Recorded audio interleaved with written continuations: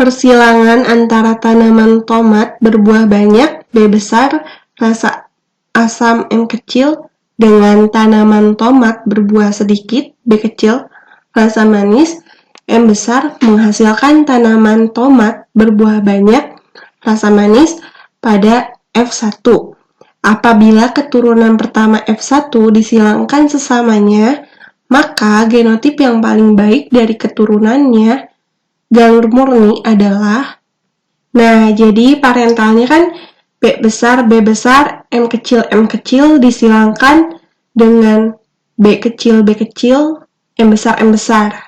Nah, menghasilkan keturunan pertamanya atau F1-nya yaitu buah banyak dan rasa manis, yang artinya genotipnya adalah B besar, B kecil, M besar, M kecil.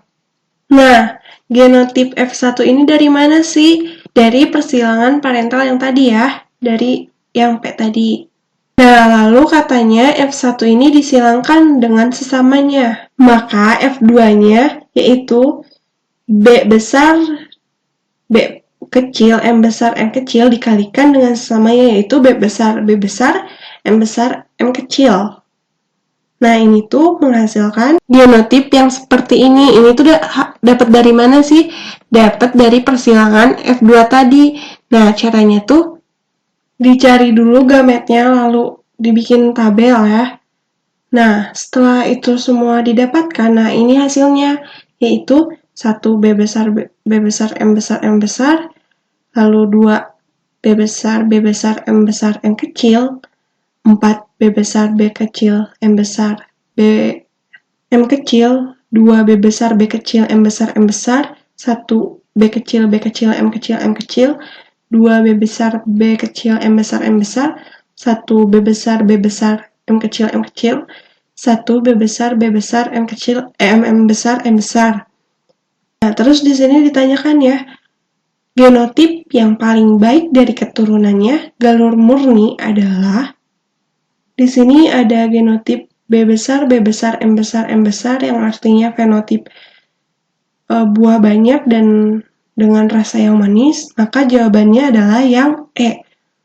Nah, sebenarnya jika kita cermati lebih dalam, ini soal tuh memang agak mengecoh ya.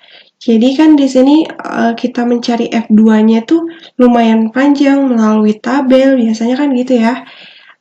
Nah, jika kamu lihat soalnya dengan seksama, di sini tuh ditanyain tuh genotip yang paling baik dari keturunan galur murni. Nah, galur murni itu yang gamet allelnya sama.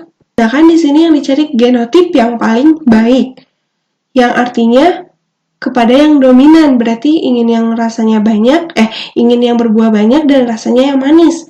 Nah, otomatis yang dicari berarti yang gamet alelnya yang sama, inginnya berarti yang B besar, M besar, M besar ya. Nah, jika sudah bertemu dengan itu, tidak usah jauh-jauh dengan tabel selanjutnya, berarti itu adalah jawabannya ya. Jadi jika udah ketemu B besar, M besar, udah sampai situ aja, berarti udah ketahuan jawabannya yang itu. Nah, yang lain gak usah dicari juga, gak apa-apa. Karena hal tersebut yang dicarinya. Agar mempersingkat waktu, kan ini pilihan ganda ya.